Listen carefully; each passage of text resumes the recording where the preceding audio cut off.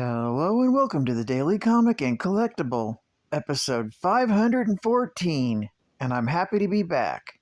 Today, the collectible of the day is the LEGO Group Star Wars series, Force Awakens, Episode 7, Millennium Falcon, Retired Vehicle. One of the most iconic starships of the Star Wars saga is back, and it's leaner and meaner than ever before.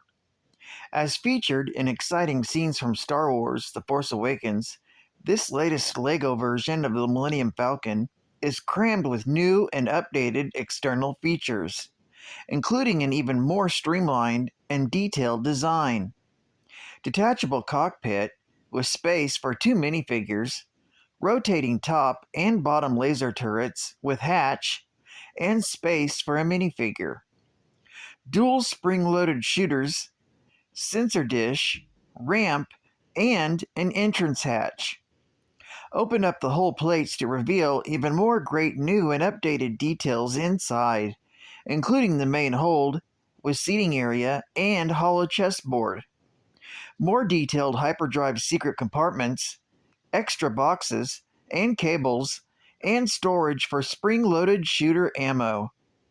And of course, no LEGO Millennium Falcon model could be complete without Han Solo and Chewbacca, as well as other great characters from Star Wars The Force Awakens. Activate the hyperdrive and set course for LEGO Star Wars fun.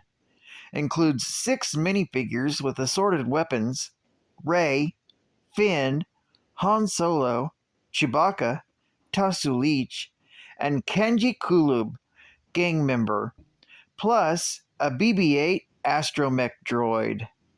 The Millennium Falcon measures over 5 inches in height, 18 inches in length, and 12 inches in width, and consists of 1,329 pieces. Released in 2015 by LEGO Group. Now, the comic of the day is Star Wars Annual, Volume 1, Issue Number 1, released by Marvel in December of 1979. Written in a galaxy far, far away by Chris Claremont, with art by Mike Vosberg, and cover by Walter Simonson. This complete story was broken into 2 parts, with Part 1 being The Long Hunt and Part 2 being A Duel of Eagles. The story opens with Luke Skywalker and Leia Organa enjoying their time off the Millennium Falcon on the planet THRU, while Han Solo and Chewbacca had to stop off for supplies. Luckily, being but a few rebels among countless billions in the spiral-armed galaxy, they seem to go unnoticed. Unfortunately, one spy in the bazaar that Luke and Leia are frequenting recognizes them and informs the tyrant of the planet that with them here, Han Solo must be close as well. Soon, the tyrant of THRU, also known as the Majestrix of Sky, suddenly makes her way through the bazaar, along with her bodyguards, known as the Cataman Warriors, cat creatures born and bred in the art of warfare, feline mercenaries. The Majestrix, also known as Karis, sets a trap, bumping into Luke and Leia and then accusing them of pickpocketing her valuables, and she immediately orders their death.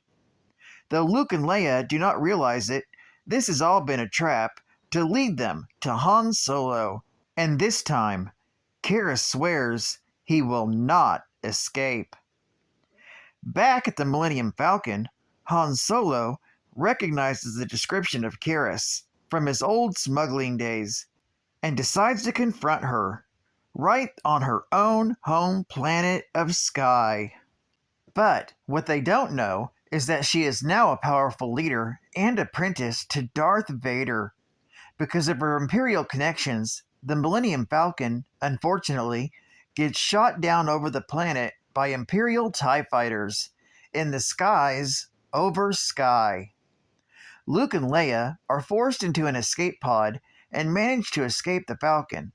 But upon their escape, they are captured by the Supreme Council of the Highland clans and are brought to trial for being an enemy and non-winged adversaries to the THRU Flyers, the natives. Fortunately, the sect of the THRU are a native rebel faction against the Imperial invaders. Their leader, Ara, recognizes Leia as an enemy of the Empire, and discovering Luke's saber, he's immediately recognized as the son of their wingless brother from many years earlier. And so the council decides to help the rebels, believing Luke to be the prophesied one who would free the THRU of Imperial rule and Karis' domination. Meanwhile, Han and Chewie have been captured by Karis and interrogated over what they know about Luke Skywalker. During the torture of Han, Luke and Leia and the rebel THRU attack her citadel. And with Luke drawing the attention of Karis' forces, Leia is able to sneak in and rescue Han and Chewbacca. Meanwhile, outside the citadel, Karis joins in the fight, drawing her own lightsaber, being the dark Sith apprentice to Darth Vader, and engages Luke in a duel in the sky. Eventually, after Karis attempts to use the dark side to slow and confuse Luke's mind, Luke tricks her into getting close enough for him to defeat her with his own saber, killing her, and thus freeing the planet from Imperial rule. In the aftermath, the new leader and ruler of the planet THRU and of THRU, Ara, tells Luke that during the period of the Clone Wars, their planet was saved due to the help of Obi-Wan Kenobi and his two pupils.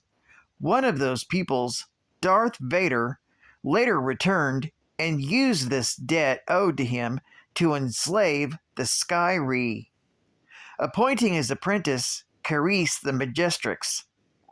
Luke asks who Obi-Wan's other pupil was, and Ara simply tells him that he carried the same lightsaber that Luke does.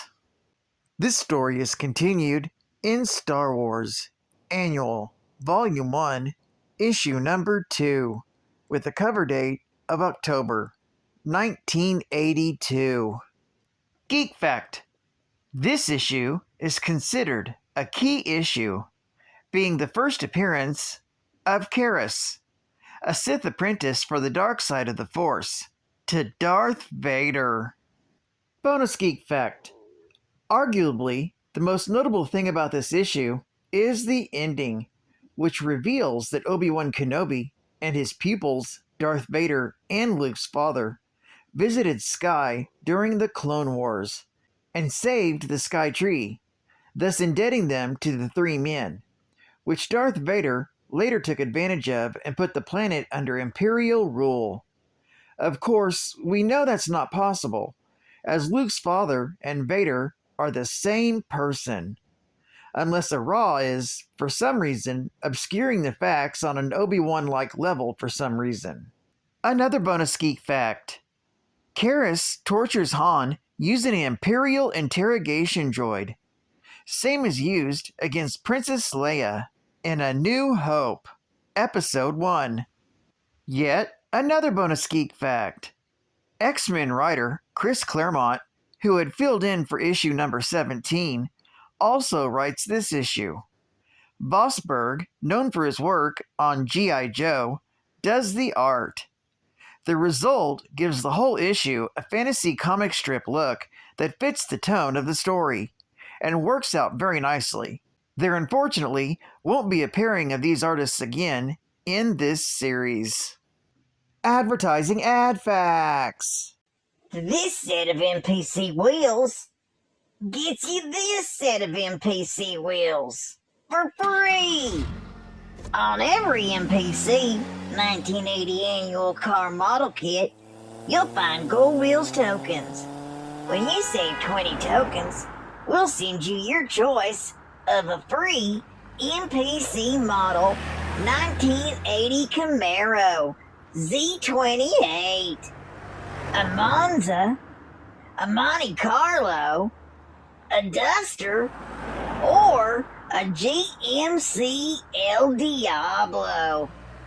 Each model is the exact replica of the real-life car, loaded with custom parts and decals. The complete details of the Golden Wheels giveaway are inside all your favorite NPC 1980 annual car kits. The best models come from the best kits. NPC. Check out this ad from Heroes World. Migos Superhero Dolls. Now you can choose from a great selection of 8-inch dolls, from Spider-Man and Captain America to the Green Goblin, Superman, Batman and Robin, or even Catwoman, or Shazam. Or choose from their 12.5-inch variety, available in Spider-Man, Hulk, Superman, Wonder Woman, Batman, or Robin, all with flyaway action. All dolls are fully articulated with removable, washable costumes. Wow! Hats.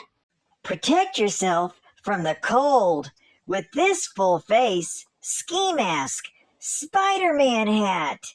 One size for all. I want to look like Spidey. Don't forget your Spidey and Hulk utility belts. Each utility belt set features great gizmos like grappling hooks, handcuffs, and more. Available also in Batman and Wonder Woman motifs. Whoa! And don't forget Mattel's Super Hot Wheels Marvel style.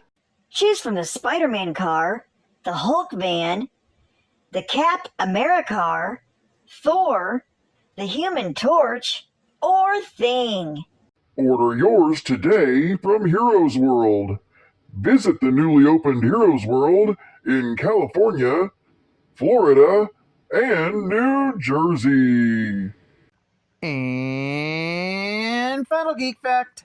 This issue of Star Wars from Marvel came with a special bonus cover gallery. Marvel was pleased to present this bonus gallery of covers from England's Star Wars Weekly. As some of you may know, Marvel also published Star Wars in England as a black and white weekly comic. To meet that schedule, stories, which had been printed as single issues in the US, were broken up and ran in shorter segments. Thus, one issue of the American comic would be several issues of the British comic. And so, as you can see, they needed more than one cover. Well, I'd like to thank you for joining me for another Daily Comic and Collectible, and I'm so happy to be back. And I hope to see you again tomorrow. This is Cat Fan Comics Man, and I'll catch you on the flip. Over and out.